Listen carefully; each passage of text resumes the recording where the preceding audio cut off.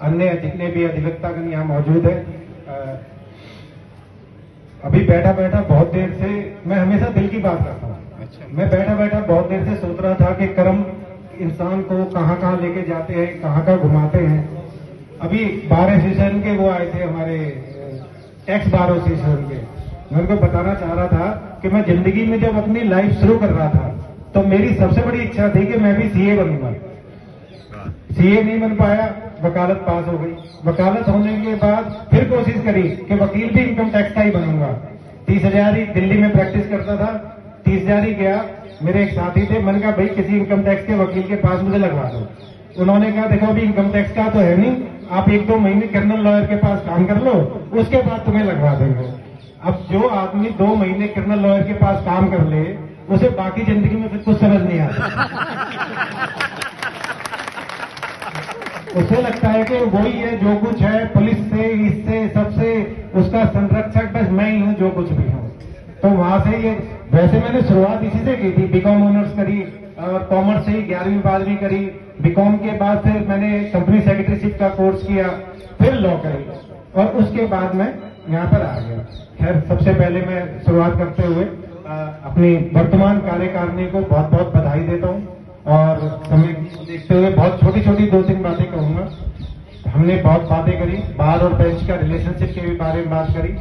आप सबसे एक अनुरोध ये है कि बेंच से कभी भी कोई शिकायत हो आप लोगों को किसी भी तरह की, तो सबसे पहले अपने अध्यक्ष सेक्रेटरी को उनको आप सूचित करें। और आपको लगता है कि मेरे से कोई काम हो, ये मेरे को मौका मिलता है तो मैं बोलता हूँ इस बारे में कि अगर मेरे से कोई काम हो तो कोई भी अधिवक्ता और मेरा कोई भी एम्प्लॉय, मैंने कह रखा है 4:30 बजे के बाद कोई भी मेरे से मिल सकता है। मैंने आज तक किसी को मना नहीं किया मिलने के लिए।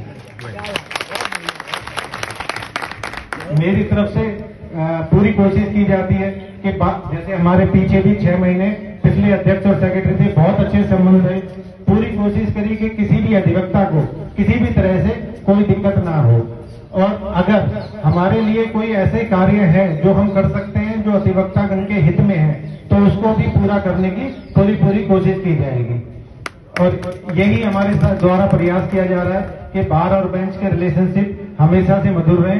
किसी वक्ता ने बोला भी था कि भाई हम लोग भी एडवोकेट से ही आते हैं, हमें पता भी है कि एडवोकेट का दर्द क्या होता है। इस बात को ना समझे, जूनियरशिप में हम भी थे, 2 साल तक कोई पैसा नहीं मिला था। कैसे जिंदगी कटती है सब पता है।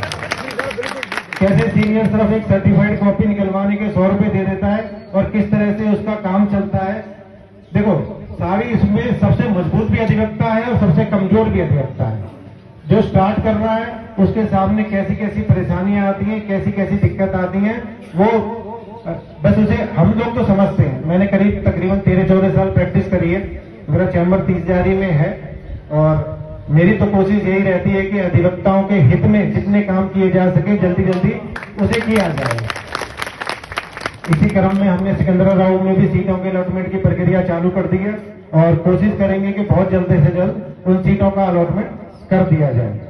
अंत में मैं दोबारा से दाऊ महाराज की कृपा कहते हुए सबके ऊपर आशीर्वाद बना रहे, मैं कार्यकारिणी को दोबारा से बहुत बहुत बधाई देता हूँ। धन्यवाद।